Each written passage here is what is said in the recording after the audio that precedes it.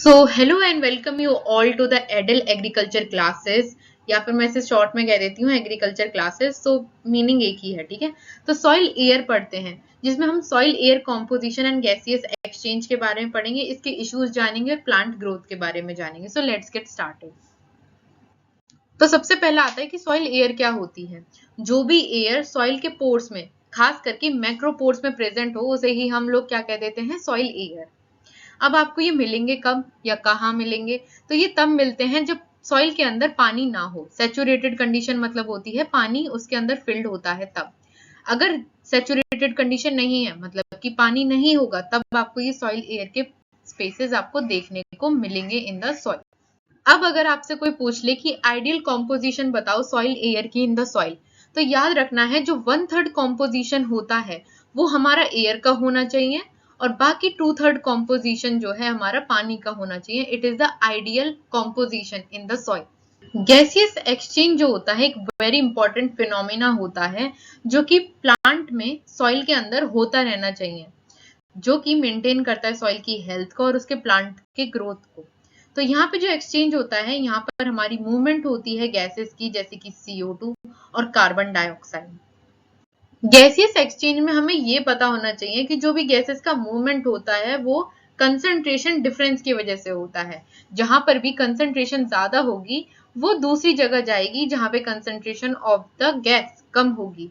तो अगर हमें पता होगा कि सॉइल के अंदर कितना परसेंटेज है गैसेस का और एटमॉस्फेयर में कितना परसेंटेज है, तो हम पता कर पाएंगे कि मूवमेंट किस तरफ हो रहा है।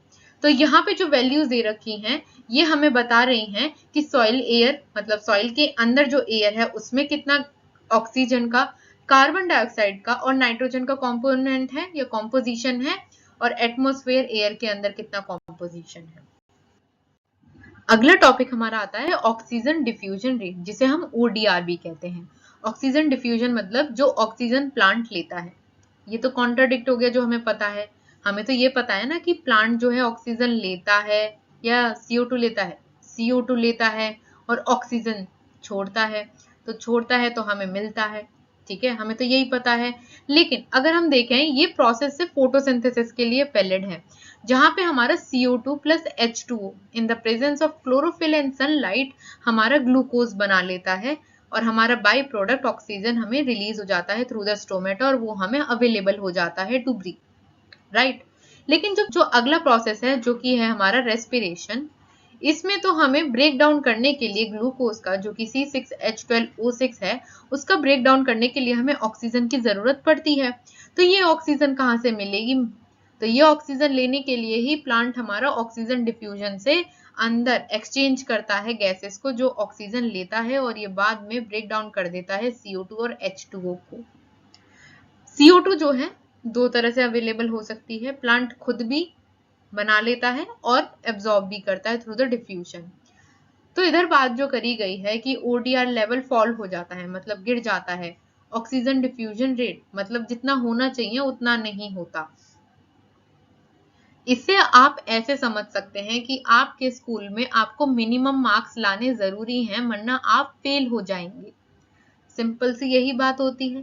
सेम यहाँ पर होता है।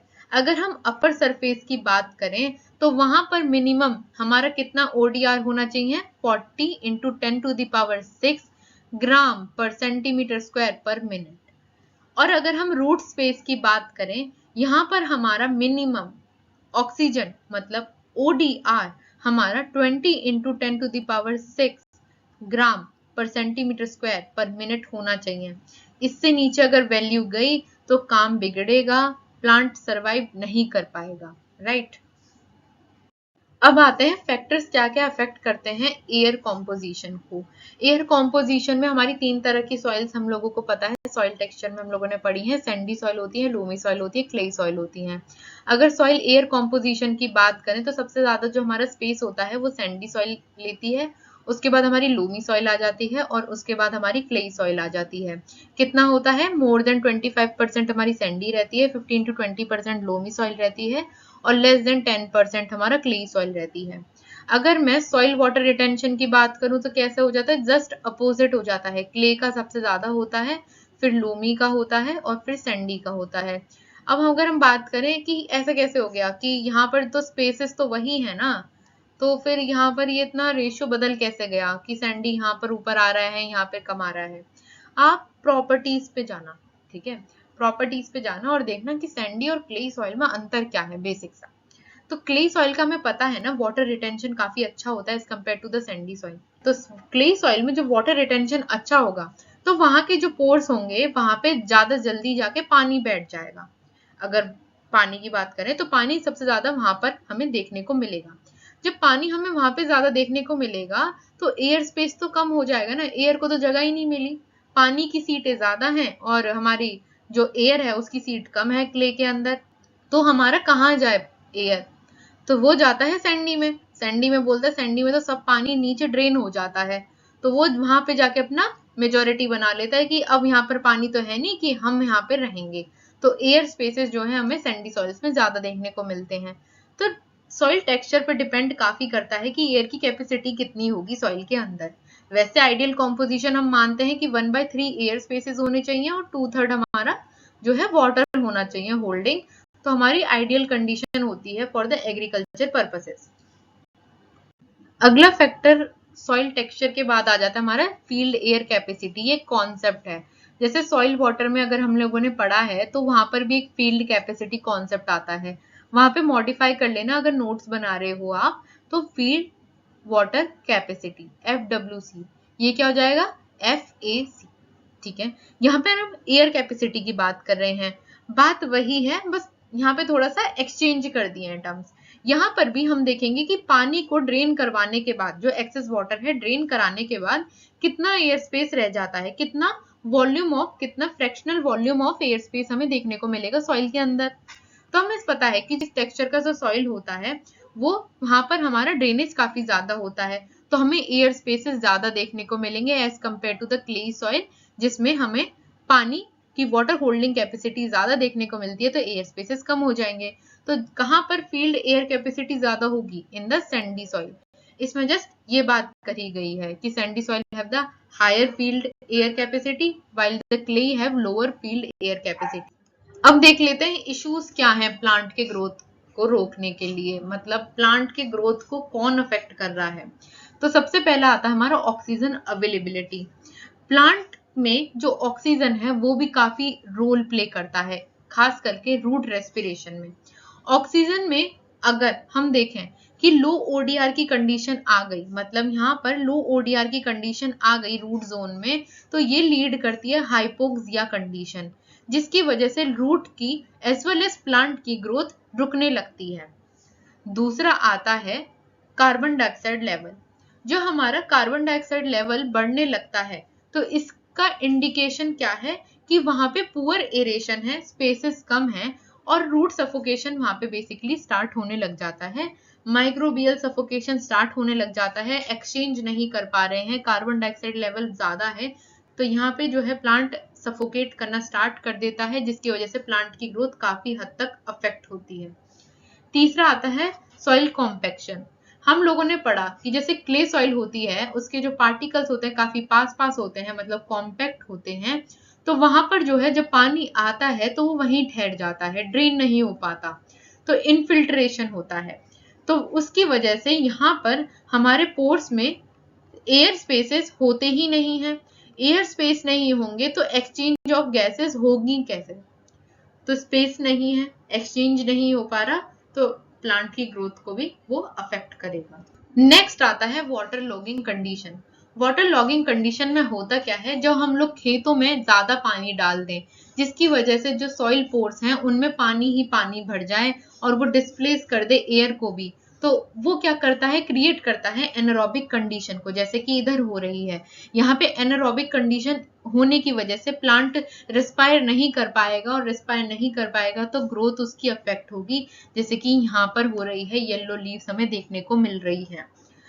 सेकंड आता है सॉइल मैनेजमेंट प्रैक्टिसेस। जैसे कि प्रैक्टिसेस में अगर हम बात करें, जैसे कि टीलेज, इरिगेशन इन्फ्लुएंस करती हैं सॉइल एरेशन और स्ट्रक्चर को। अगर आपने ये प्रैक्टिसेस ढंग से नहीं करी तो सॉइल के बीच में जो एयर स्पेसेस होते हैं आप उनको डिस्टर्ब भी कर सकते हैं और या फिर कम कर सकते हैं ऑर्गेनिक मैटर का इनअप्रोप्रिएट यूज करके, तो वो भी प्लांट ग्रोथ को अफेक्ट करता है। आगे आता है हमारा गैसेस एक्सचेंज मैकेनिज्म कि कैसे हमारी गैसेस एक्सचेंज होती हैं इन द प्लांट्स। तो सबसे पहली थ्योरी है डिफ्यूजन की थ्योरी। ये थ्योरी बेसिकली यही कहती है कि कंसंट्रेशन डिफरेंस है अगर दो जगहों में, तो हमारा जो कंसंट्रेशन जो गैसेस हैं वो मूव करती हैं from high concentration to the low concentration through the membrane. तो सपोज हमारी सॉइल के अंदर कॉन्सेंट्रेशन ऑफ ऑक्सीजन ज्यादा है और रूट्स के अंदर कम है, तो हमारी जो ऑक्सीजन होगी वो सॉइल से रूट की तरफ जाएगी।